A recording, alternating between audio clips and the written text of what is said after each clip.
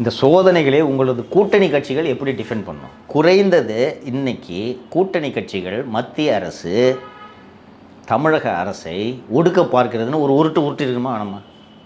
ஆனால் இந்த விஷயத்தில் பெருசாக அவங்க எதுவும் ரியாக்ட் பண்ணல. நீங்கள் தானே சொல்லணும். விஜயை திட்டுறதுனா எல்லாரையும் இறக்கி விட்றீங்க. உங்களை டிஃபெண்ட் பண்ணுறது வாட் இஸ் யுவர் பிளான்?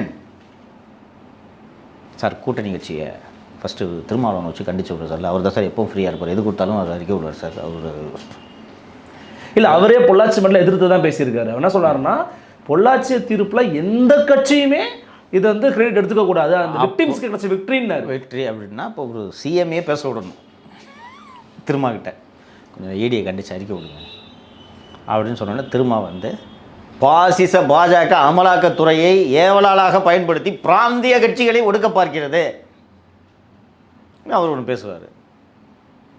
அது ஒரு பேசப்பட பொருளாக மாறும். ஏதாவது மாதிரி உங்கள் காடர்ஸ்க்கு ஒரு கைடன்ஸ் கிடைக்கும். பரவாயில்லையா, 2 பேரும் சப்போர்ட். எல்லாம் நீங்கள் கப்பு சிப்புன்னு உட்காந்துருக்காங்க. ஏன் கப்பு சிப்புன்னு உட்காந்துருக்காங்க? நீங்கள் ஊட்டியில் இருக்கீங்க, சிஎம்ஏ கண்டுக்கல, நம்ம எதுக்குப்பா?